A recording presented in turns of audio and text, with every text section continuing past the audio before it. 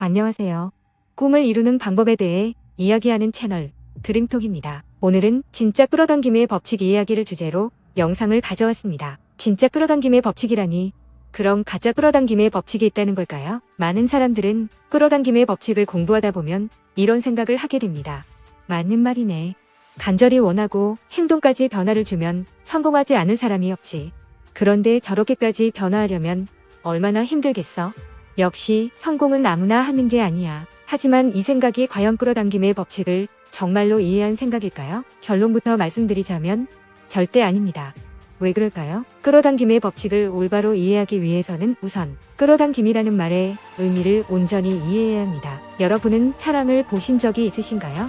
부모님이 자식을 사랑할 때 하는 행동, 연인이 연인을 사랑할 때 하는 행동 등은 보신 적이 있겠지만 아마 사랑 그 자체를 보신 분은 없으실 겁니다. 그것은 사랑이 존재하지 않아서일까요? 사랑이라는 것은 진동, 즉 파동으로서 존재하기 때문에 그렇습니다. 사랑뿐 아니라 미움, 행복, 분노와 같은 감정도 그렇죠.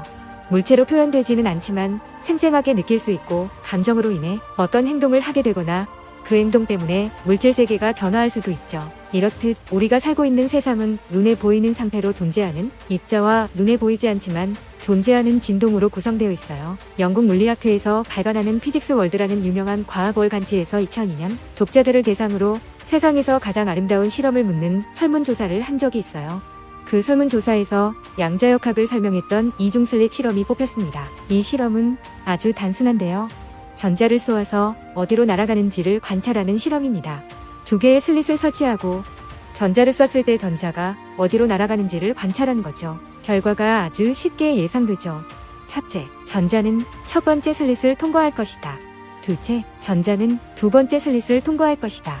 셋째, 전자는 슬릿이 설치된 벽에 맞아 튕겨져 나갈 것이다. 이거 말고 다른 결과가 예상이 되시나요? 하지만 결과는 달랐습니다. 전자는 이중 슬릿이 설치된 벽을 그냥 통과하기도 했어요. 전자는 입자인데 입자라면 물리적인 형태를 취하고 있으니 사람이 벽을 통과할 수 없는 것처럼 입자는 벽을 통과할 수 없는데 그럼에도 불구하고 마치 귀신처럼 벽을 통과하고 지나간 거예요. 여러분은 누군가 자신을 사랑한다고 혹은 미워한다고 느낄 때 벽이 있으면 그 느낌이 사라지나요? 아니겠죠? 입자인 줄 알았던 전자가 마치 사랑이나 미움 같은 감정처럼 파동처럼 행동한 거예요. 그것도 조건에 따라서요.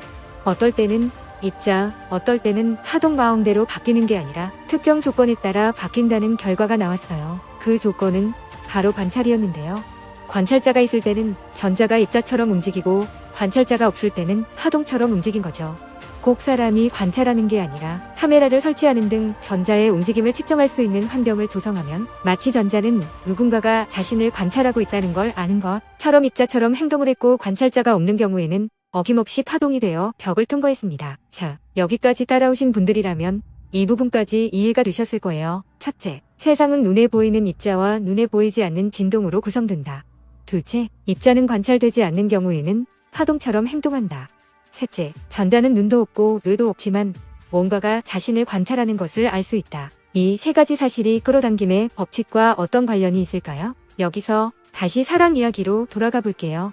사랑 그 자체를 아무도 눈으로 본 사람은 없지만 누구나 사랑이라는 감정이 존재한다는 것을 알고 있습니다. 그것은 분명히 진동으로서 존재하고 있기 때문인데요. 가령 감정 외에 우리의 생각도 그렇습니다. 우리의 생각은 뇌파라는 정기적 신호로 즉 진동으로 외부 세계에 영향을 줍니다. 뇌파는 1초 동안 진동하는 주파수에 따라 델타, 세타, 알파, 베타, 감마파의 5종류로 구분됩니다. 델타파는 가장 적은 진동수의 뇌파로 깊은 수면이나 명상 시 의식 불명 상태에서, 세타파는 정서 안정 상태, 잠에 빠져드는 과정에서, 알파파는 안정된 상태, 눈을 감고 편안한 상태에 있을 때에, 베타파는 불안하거나 긴장된 상태, 복잡한 일을 처리할 때 집중 상태에서, 감마파는 초조한 상태, 흥분한 상태에서 나타납니다. 즉, 우리 자신이 안정된 상태인지 불안한 상태인지 초조한 상태인지에 따라 우리의 뇌에서 내보내는 뇌파, 즉 진동이 다르다는 겁니다. 끌어당김의 법칙은 바로 이 원리를 이용하는 과학적 법칙입니다. 끼리끼리는 사이언스다라는 말이 있듯이 우리는 편안하고 익숙한 것에 끌립니다. 연애를 할 때에도 상대방이 똥차, 나쁜 사람인 걸 알아도 내 자존감이 낮으면 그 상대에게 끌리는 것처럼요.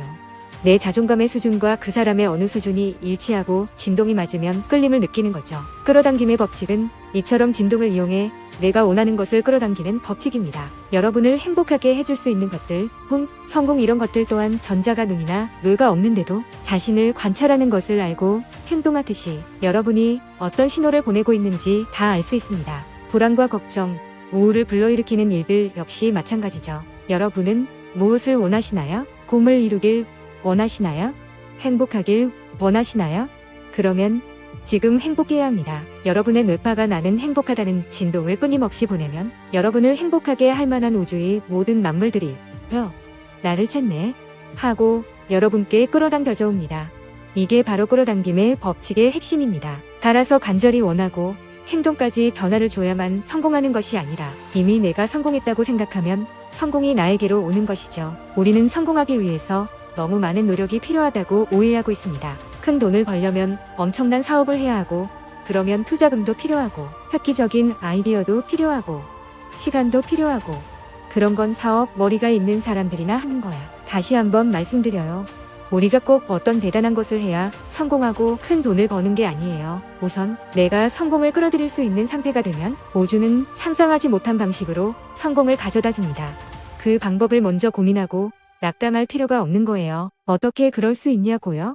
아무런 행동에 변화 없이 어떻게 성공하고 꿈을 이루냐고요? 입자인 전자가 관찰자가 없을 때는 귀신처럼 벽을 통과하는 건 어떻고요? 행동의 변화는 성공을 위한 필요 조건이지 필수 조건이 아닙니다. 우선 내가 성공했다고 행복하다고 생각하는 게 먼저예요. 그 이후에는 나의 행동이든 환경이든 상황이든 변하기 시작합니다. 의심하기 전에 먼저 시작해보세요. 성공을 끌어당길 수 있는 자기 자신의 진동을 만드는 것부터요. 우리는 한 불가능한 현상을 살펴볼 텐데 절대로 불가능해서 고전역학으로는 설명할 수 없으나 양자역학의 핵심이 담겨 있다. 오늘 제가 준비한 영상은 여기까지입니다. 끌어당김의 법칙을 이해하고 성공을 끌어당길 준비가 되셨을까요? 추후에는 성공을 끌어당길 수 있는 진동을 만들 수 있는 방법에 대해 알려드리는 영상을 올리도록 하겠습니다. 오늘 영상이 유익하셨다면 구독, 좋아요, 알림 설정 부탁드립니다. 지금까지 드림톡이었습니다.